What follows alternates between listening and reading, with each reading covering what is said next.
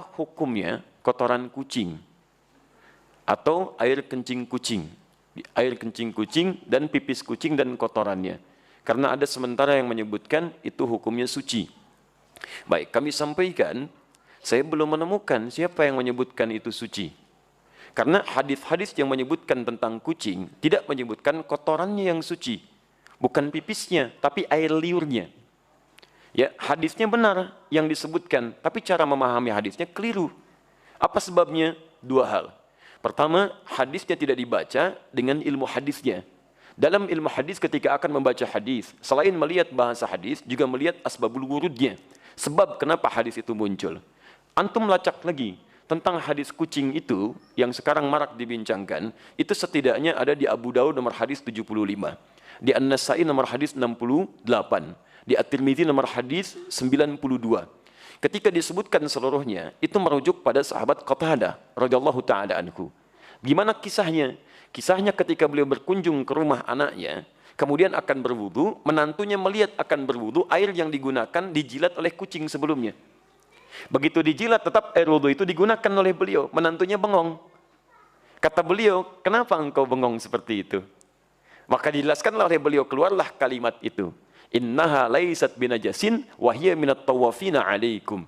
Saya pernah mendengar Rasulullah SAW pernah bersabda, ya, air liur kucing itu tidak najis. Yang disebut air liurnya, bukan kotorannya. Itu tidak najis. Karena kucing itu hewan-hewan yang sering hadir di sekitaran kita.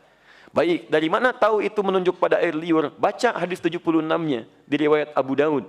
Ya, di situ ada riwayat dari Sayyidah Aisyah radhiyallahu taala anha menyebutkan, karena Rasulullah sallallahu alaihi wasallam di riwayatnya raaitu Rasulullah sallallahu alaihi wasallam, saya pernah melihat Rasulullah sallallahu alaihi wasallam yatawaddau bi fadli.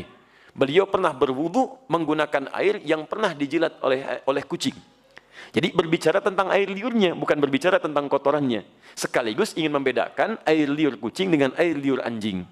Kalau air liur kucing menjilat bijana atau menyentuh bijana, maka tidak perlu dibasuh karena suci nilainya. Boleh antum gunakan airnya. Tapi kalau anjing yang menjilatnya, maka baru dibasuh dengan 7 basuhan, salah satu menggunakan tanah. Itu maksudnya. Dan semua mazhab di sini sepakat.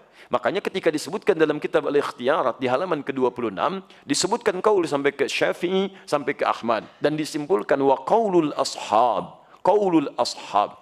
Dan pendapat para sahabat terkait dengan masalah ini, maksudnya para sahabat mazhab dari Asy-Syafi'i, dari Ahmad, mereka menyimpulkan. Lihat kalimatnya. Wa qaulul ashabi. Dan kesimpulan dari pendapat sahabat-sahabat mazhab menyimpulkan al-hurratu wa ma dunaha minal khilqati tahirun. Air liur kucing itu, ini pembahasan tentang air liur. Makanya tafsirannya disebutkan su'rul hurrah. Air liur kucing itu atau hewan yang lebih kecil daripadanya, ketika menjilat apapun maka dinilai suci. Kapan tiba-tiba muncul keterangan jadi, maaf, air pipis kucing? Nah, itu kitab pernah disalin lagi teman-teman sekalian. Tapi salinannya tidak melihat kepada manuskrip, ada pecahan-pecahan. Ketika disalin itulah muncul versi kitab, berubah dari kata qaul jadi baul. Baulul hurrah.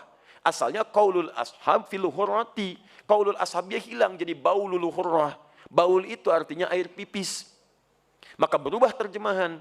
Air pipisnya kucing itu suci. Dari sini bencana mulai muncul. Di teman-teman sekalian itu asalnya bersumber dari kitab yang dibaca salah salin dan tidak merujuk kepada manuskripnya. Dan nggak apa-apa, kan namanya manusia. Manusia itu kan bukan malaikat. Kalau malaikat itu tidak kenal salah. Lawannya setan. Setan tidak kenal benar. Malaikat disebutkan 88 kali di Quran, setan 88 kali di Quran. Ya, saya bukan malaikat. Jadi kalau saya salah wajar. Artinya saya manusia. Antum bukan setan. Ya, jadi kalau antum maaf ya ada pernah berbuat salah, wajar karena setan tidak pernah kenal benar. Di teman-teman sekalian, kalau ada orang berbuat khilaf, jangan diungkap khilafnya.